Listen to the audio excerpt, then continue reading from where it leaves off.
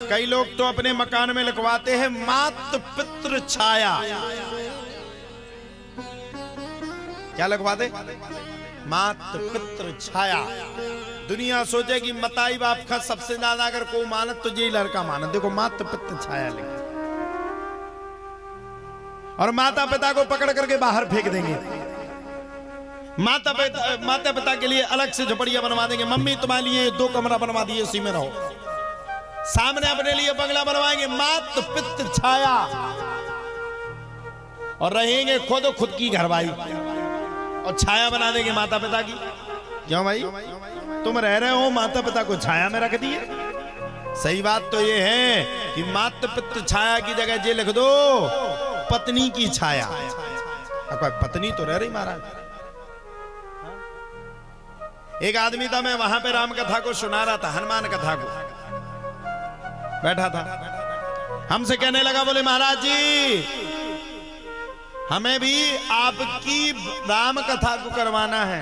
आप भरत चरित्र तो बहुत अच्छा बोलते। हम भी खुश हो गए। जजमान मेरे को लाख खा गई, पैसे मिले कछु नहीं है। तो हमने पूछा, जजमान जी किस खुशी में करवा रहे? जजमान बोला, कुछ नहीं गुरुजी, भाई से विवाद चल रहा था। एक मकान था, मकान 6 एकड़ में बंगला बना था, 100 करोड़ का था, और उस बंगला का केस में जीत गया। इसलिए मैं अपने घर में राम कथा करवाना चाहता हूं। बताओ भाई, भाई से जीत करके भरत के चरित्र को करवाना चाहता हूं।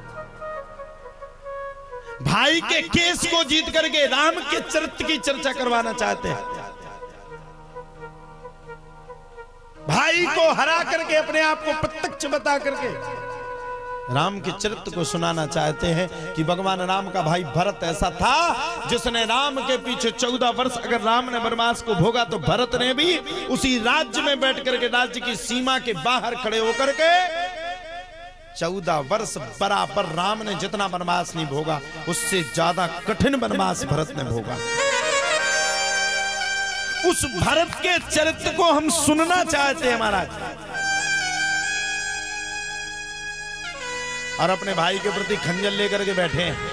भरत के चरित्र को सुनना चाहते हैं, कथा करवाना चाहते हैं राम और भरत की। और लड़ाई मची है खुद के भाई से, बगल में भीट से भीट मिल नहीं पा रही, दीवाल से दीवाल नहीं मिल पा रही। देखो भैया, मैं सीधी एक बात कहूं, मैं ज्यादा भागवत तो जानता नहीं, ज्यादा पुराणों में मैं पढ़ता नहीं, क्योंकि जितना जानता मैं तो अप्रत्यक्षित हूं। संसार में ना कोई लेकर के आया था, ना लेकर के जाएगा, ना आया था ना जाएगा। नंगे आया था, नंगे पांव आया था,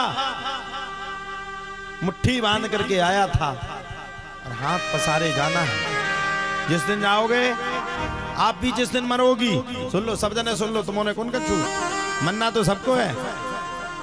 बूढ़ी अम्मा हंसन लगी, तुम्हारे तो दांते नहीं है, तुम्हें भी जावी वारी हो। मन्ना सबको है। जिस दिन आप मरोगी ना, जिसके लिए आप लोग खोज करके तब पैसा रखती हो ना। अच्छा, सच्ची बात तो ये है, माँ जितना भी रुपया कंट्रोल करके रखती है अपनी संतान के लिए। सही बात है कि नहीं? जिस दिन आप मरोगी ना, आपके मरने के 1 घंटा के बाद भी आपकी खुद की बहू आपके मरने पे विलाप नहीं करेगी, रोएगी नहीं। और रोएगी तो दिखावा के आंसू करेगी। बगल में दिमाग खराब रहेगा कि मम्मी कम से कम इतने बड़े बड़े कानों में फूल पहने हैं सोने के, ये कैसे निकाले मौका देख के। मर जाओगी, आधे 1 घंटा रोएगी, एक फोटो चिपका देगी, फोटो को मैं चिपके रहोगी, और पता नहीं कितो मकर जाओ है, चिरैया बीच में गड़बड़ कर दें सफेद कलर में, तो और गड़बड़ हो जाए। पता नहीं आपकी फोटो सालों साल ना धुप पाए।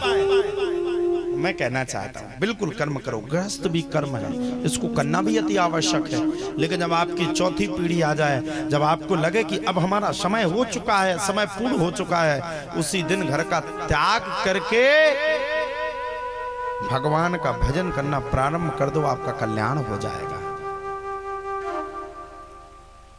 और मैं इस बात का प्रत्यक्ष गवाह हूं कि मत करो कुछ भी, मत जाओ कहीं बाहर, अपने घर को ऐसा सजा दो, ऐसा सजा दो, ऐसा सजा दो कि तुम्हारे घर में आने के लिए एक बार भगवान भी तरसे।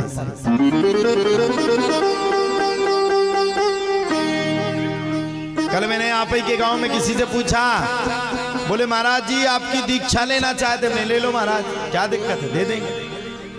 बोले बस बताओ क्या क्या छोड़ना है। घरवाली बैठी थी, हमने कहा प्याज लहसुन छोड़ना है।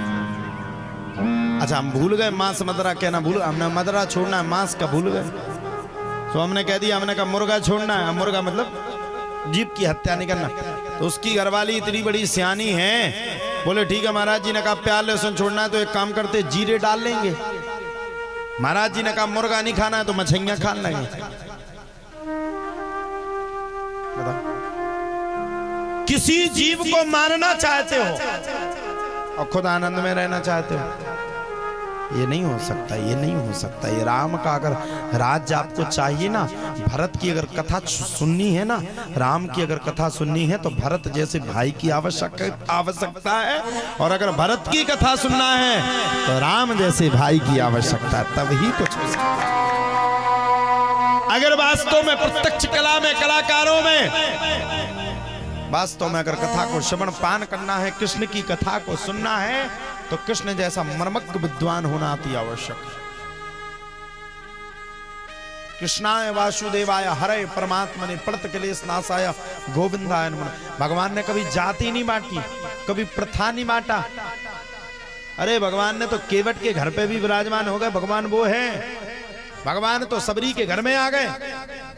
हम लोग कहते थे नीची जाती है, नीची तो हट हट हट हट, कलश का न छू लिए, कलश खराब हो जाए हमारे, ये उन्हें बर्तन छोला रे ओ राम। कई जगह तो गांव में आपने ट्यूबवेल देखे होंगे, ट्यूबवेल में पानी भरते थे पहले की माताएं, कुएं में। आप लोग गए कि नहीं? किस किस ने कुएं में पानी भरा? हाथ खड़े। हाँ, अगर कोई छोटी कास्ट से आ जाए और अगर उन्हें बेचारी ने अगर पानी बगल में भरन लगी होगा, धोखे से भी कलसिया से कलसिया अगर मिल गई, गुंडी से गुंडी, तो तुरंत धोई, छोड़ छोड़ छोड़ छोड़। हमारी गुंडी औरतें ने खराब कर दी, छोटी जात की। अरे क्या कर रहे हो ये? क्या वो इंसान नहीं है बेचारे जिनने जन्म लिया? क्या उनका जीवन नहीं? उनको तुम छोटी कास्ट कह करके संबोधित कर रहे हो यार? तुम लोग कलश उठाओगे, वो अपनी जिंदगी में इस बात से लेकर के लज्जित रहेंगे कि हम छोटी जात हैं, हम कहीं बैठ नहीं सकते। क्या इस बात से लेकर के तुमने लज्जित करके ये प्रश्नवाचक चिन्ह बनाना चाह रहे हो कि तुम बड़ी जात हो? अरे ये क्या बात हुई भाई? भगवान ने, अच्छा कोई आकर के, कोई विद्वान लोग आकर के यहां बैठ करके मुझे इस बात का प्रमाण दे कि भगवान ने कब कहा कि कौन छोटा है कौन बड़ा है? कब कहा? किस वेद में कह दिया भैया? किस जगह कहा? हमें तो वो वेद ही खुलवा दो आप। कहां कह दिया भगवान ने? कहां भगवान ने बांट दिया आपको?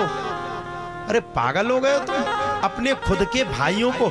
अरे सोचो उस महिला के दिल पे क्या गुजरती होगी जब उसका छोटा सा बालक बड़ा होता होगा, उसको पता चलता होगा कि हम छोटी जाति के हैं, हम किसी के यहाँ दरवाजे पे बैठ नहीं सकते, कि कोई हमारा छुआ पानी नहीं पी सकता, हम किसी के यहाँ पानी नहीं पी सकते। उसके दिल में कितना कष्ट होता होगा, वो बैठे बैठे सोचता होगा भगवान मैंने क्या कसूर किया जो मानव जन्म लेने के बाद भी इतनी जिल्लत का जीवन मुझे जीना पड़ रहा है, किसी के सामने नहीं जा पा रहा। उसका क्या दोष, क्या बुरा किया उसने? और मैं सही बात कहूं, जितने ये बड़ी बड़ी जातों का बखान करते हैं ना, सबसे ज्यादा पाखंडी जैया होते हैं। सबसे बड़े पाखंडी, सबसे बड़े पाखंडी, बड़े आए जात बनाने वाले, खुद कर रहे कुकर्म और जातों की बात करते हो। खुद जीवों की हत्या करके खा रहे हो, जातों की बात करते हो।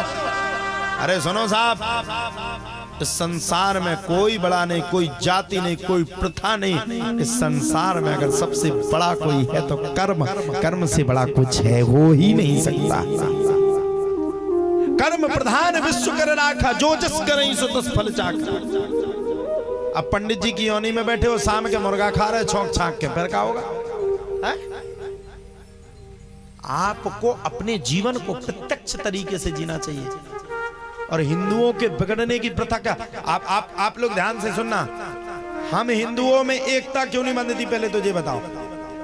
दूसरे संप्रदाय वालों में एकता बन जाती, क्यों नहीं बनती? हम लोग आपस में चिढ़ते हैं, सामने वाले का मकान बन जाए तो हम लोग सोचते हैं भगवान की कमों को उसे बीत जाए। दूसरे मजहब का आदमी आके उसको अगर मार के जाए तो हम अपने बच्चों को पकड़ करके अंदर कर देते, चलते चलते चल अंदर। अगर किसी ने भागवत की कथा करवा दी, हमें तो तुम्हारे कबरई गांव की बात कर रहे हैं, बहुत तगड़ी बात कर, हम बात के पीछे नहीं हटत। अगर किसी ने कथा करवा दी तो हम उसकी टांग खींचेंगे, कहता ना कहता से फेल हो जाए कारीगर। क्यों? आखिरकार क्यों ऐसा कर रहे हो? महाराज एक समय वो आएगा, ऐसा प्रलय आएगा, ऐसा प्रलय आएगा कि भागवत सुनने के लिए तैयार तो होगी लेकिन सुनाने वाला कोई मिलेगा नहीं, कोई सुनाने वाला नहीं मिलेगा, फिर रोगे अपनी जिंदगी में।